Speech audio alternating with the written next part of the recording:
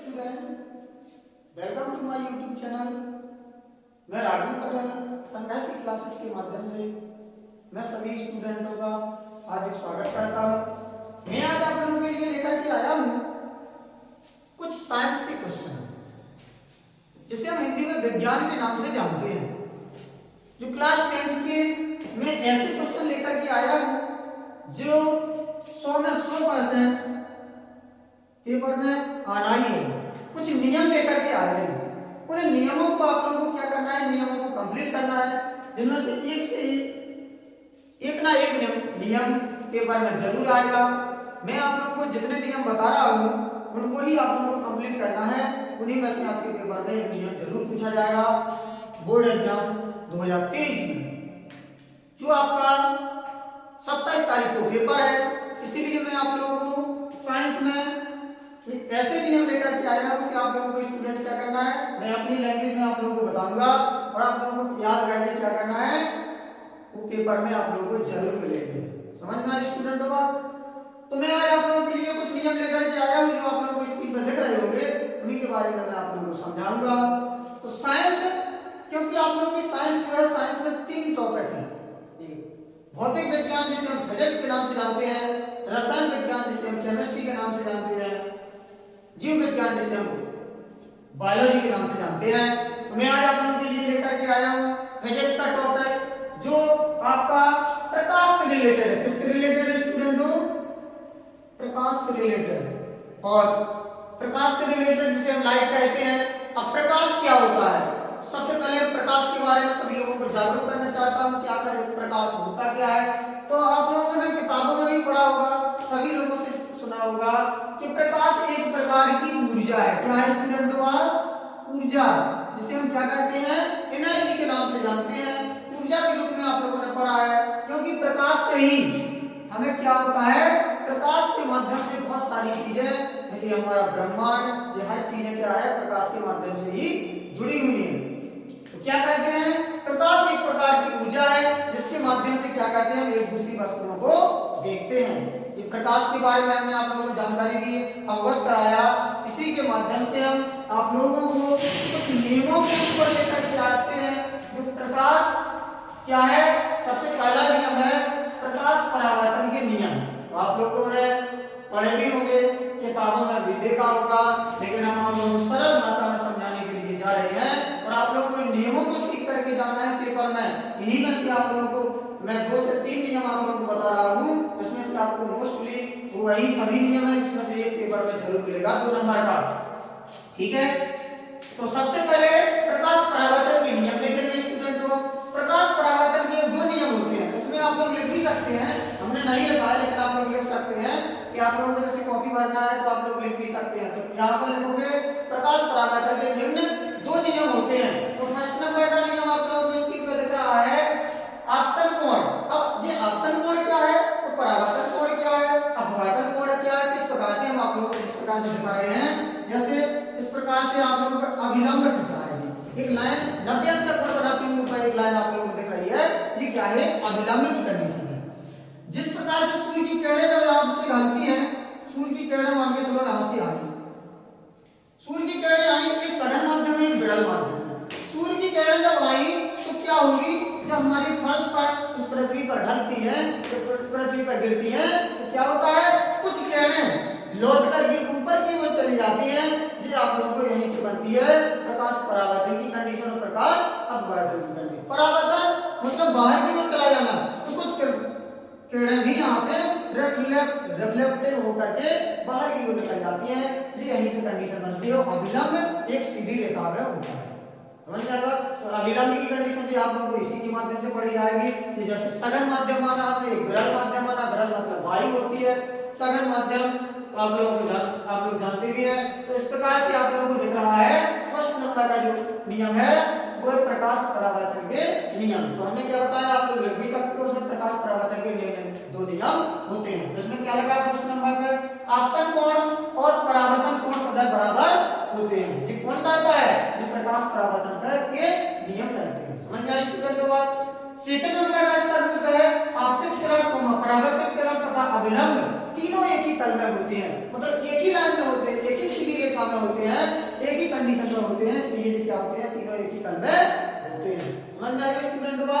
तो ये दो नियम किसके हैं, प्रकाश परावर्तन के नियम है। समझ में आएगा। इसके नीचे आप लोगों को दिख रहा है प्रकाश अपवर्तन के नियम। अब अपवर्तन की कंडीशन क्या है, इसे हम नीचे वाला जो नियम है इसे हम स्नेल के नियम से भी जानते हैं। ये आप लोगों को याद रखना है कि स्नेल का नियम आ जाए तब भी ये लिखना है, और प्रकाश अपवर्तन के नियम आ जाए तब भी ये नियम लिखना है। तो फर्स्ट नंबर का नियम क्या है, आपतित किरण को अपवर्तित किरण तथा अभिलंब तीनों एक ही तल में होते हैं। समझ में आया स्टूडेंट लोग। सेकंड नंबर का जो नियम है वो लिखा है आपतन कोण की ज्या। ज्या का मतलब होता है साइन से रिलेटेड। किससे रिलेटेड स्टूडेंट होगा, साइन से। तो आपतन कोण की ज्या मतलब आपतन कोण को आई से लिखते हैं, इसलिए यहां पर हमने ब्रैकेट में लिख दिया साइन आई। समझ में आया स्टूडेंट होगा। तथा अपवर्तन कोण की ज्या हमने ब्रैकेट में लिख दिया अपवर्तन कोण की ज्या को किससे, साइन आर से। का अनुपात एक नियतांक होता है। नियतांक मतलब कांस्टेंट होता है। क्या स्टूडेंट होता है, कांस्टेंट होता है। कांस्टेंट का मतलब है कि हम जो अनुपात है, अनुपात का मतलब होता है बटे में लिखना। क्या स्टूडेंट होगा, बटे में मतलब भाग की कंडीशन में लिखना। तो हमने क्या लिख दिया यहाँ पर, फार्मूला के रूप में क्या लिख दिया, sin i upon sin r बराबर नियतांक। हम इसे दूसरे प्रकार से भी लिख सकते हैं स्टूडेंट होगा। दूसरे प्रकार से क्या लिख सकते हैं इसकी भाषा में, ये भी कर सकते हैं। जैसे हमने यहाँ पर लिख दिया है, क्या लिखा है, आपतन कोण की ज्या। तो इसमें ये भी लिख सकते हैं आपतन कोण की ज्या, आपतन कोण की ज्या समानुपाती किसकी होती है, अपवर्तन कोण की ज्या के समानुपाती होती है। इस प्रकार से भी हम स्टूडेंट को लिख सकते हैं। या समानुपाती का चिन्ह हटेगा, कोई कांस्टेंट संख्या से मल्टीप्लाई करेंगे, यहाँ पर कंडीशन अनुपात के रूप में ऐसे ही लिखेंगे और बाद में बराबर में कांस्टेंट लिख देंगे। समझ गए स्टूडेंट होगा। इसलिए हम इस प्रकार से ये भी लिख सकते हैं। क्या लिख सकते हैं इसको, sin i अनुपात क्या, sin r। तो कहीं पर आप लोगों ने ये भी पढ़ा होगा, तो अनुपात का चिन्ह हटेगा, कोई कांस्टेंट संख्या लिखी जाएगी। तो sin i अनुपात को बराबर में हम बदलते हैं तो कोई कांस्टेंट संख्या से क्या करते हैं, मल्टीप्लाई करते हैं स्टूडेंट होगा। नियतांक, या तो नियतांक लिख देंगे हम, या नियतांक के स्थान पर कोई और भी लिख सकते हैं। इनटू क्या लिख सकते हैं, sin r। तो sin i जो भी, तो इस प्रकार से भी लिख सकता तो अपन या तो ऐसे लिख दो या फिर इस प्रकार से लिख दो, sin i गुणा की संख्या आप लोग भाग में लिख सकते हैं हम स्टूडेंट को, sin r जो आप लोग जानते हैं sin r इक्वल क्या लिख सकते हैं, नियतांक। या तो देखो अपन को क्या प्राप्त करना था, वही प्राप्त करना था जो अनुपात के रूप में हमने लिख दिया था स्टूडेंट को। तो ये भी अपन को ऐसे प्राप्त हो गया। समझ गए स्टूडेंट लोग। तो ये आपका स्नेल का नियम हो गया। ये आपके मतलब प्रकाश परावर्तन के नियम पूछे जाए तो हम दो नियम इस प्रकार से लिखेंगे स्टूडेंट को। और अगर प्रकाश अपवर्तन के नियम पूछे जाए, जिसे हम दूसरा नाम स्नेल के नियम से भी जानते हैं, तो स्नेल का नियम भी आप लोग याद कर लेना कि अगर पेपर में स्नेल का नियम आता है तब भी हम यही नियम लिखेंगे। समझ में आया स्टूडेंट लोग। तो आप लोगों को मैं एक नियम और बताने के लिए जा रहा हूं, जो ओम का नियम होगा, विद्युत से रिलेटेड होगा, विद्युत चैप्टर में ये नियम होगा। तो हम एक साथ में आप लोगों को इकट्ठे नियम इसलिए बता रहे हैं क्योंकि आप लोगों को यही नियम सीख करके जाना है, इसमें से एक ना एक पेपर में जरूर आएगा। समझ में आया स्टूडेंट होगा। मैं 100% गारंटी कहता हूं, और आप लोगों को मालूम है हर साल ये रिपीटेशन होते हैं नियम, इसलिए आप लोगों को इन नियमों को सीखना है और पेपर में लिखने की कोशिश करना है अच्छी तरीके। इसलिए मैं सरल भाषा में आप लोगों को लेकर के आया हूं। अगर आप लोगों को कोई प्रॉब्लम है, किसी भी नियम में आप लोगों को कोई प्रॉब्लम है, तो आप लोग हमें कमेंट में जरूर बताएं। अगर इससे रिलेटेड और भी आप लोगों को कुछ वीडियो चाहिए तो आप लोग स्टूडेंट को कमेंट में जरूर बताएं कि सर मुझे इससे रिलेटेड आप वीडियो बनाइए। मैं मेहनत करके अच्छी तरीके से आप लोगों को इससे रिलेटेड और भी वीडियो बनाऊंगा। मैं इसके बाद आप लोगों को ओम का नियम लेकर के आ रहा हूं। ओम का नियम इसके बाद मैं लेकर के आया हूं स्टूडेंट को आप लोगों को ओम का नियम, जो विद्युत चैप्टर से रिलेटेड है। विद्युत मतलब जो इलेक्ट्रिसिटी चैप्टर है, इसमें विद्युत से रिलेटेड क्या है, ओम का नियम है। वेरी मोस्ट है ये नियम, इसलिए आप लोगों को इन नियमों के ऊपर ध्यान देना है। इन नियमों को ही सीख करके आप लोग जाओगे तो आप लोगों को एक पेपर में क्वेश्चन जरूर मिल जाएगा। समझ में स्टूडेंट होगा। मैं अपनी थ्योरी में मतलब अपनी भाषा में आप लोगों को सरल भाषा में लेकर के आया हूं, इसीलिए आप लोगों को इसको याद करने में भी कोई कठिनाई नहीं होगी। इसलिए मैं आप लोगों के लिए लेकर के आया हूं ओम का नियम। जो आप लोगों की स्क्रीन पर दिख रहा है ओम का नियम होता क्या है। सबसे पहले जो थ्योरी देखिए, आप लोग इसकी भाषा देखिए। यदि किसी चालक की भौतिक अवस्था सभी लोग जानते हैं, ठोस द्रव गैस के बारे में अवस्थाएं जो होती हैं, लेकिन भौतिक अवस्था में उन्होंने साफ साफ कह दिया कि वे चीजें देखिए इसमें ताप कोमा दाब। किसके ऊपर ताप, जिसे हम टेम्परेचर के नाम से जानते हैं, दाब को जिसे हम इंग्लिश में प्रेशर कहते हैं। समझ में आया स्टूडेंटों का। तो ताप कोमा दाब ना बदले, भौतिक अवस्था में कौन नहीं बदलने पड़ता, ताप कोमा दाब ना बदले तो चालक के, जो आप लोगों को साफ साफ दिख रहा है, चालक के सिरों पर लगने वाला विभवांतर को क्या लिखते हैं स्टूडेंटों, यही लिखते हैं। क्या लिखते हैं, भी। धारा आई की कैसा होता है विभवांतर, अनुक्रमानुपाती होता है। किसका होता है, जो विभवांतर है वो धारा को हम क्या लिखते हैं स्टूडेंटों, आई लिखते हैं। क्या लिखते हैं, आई।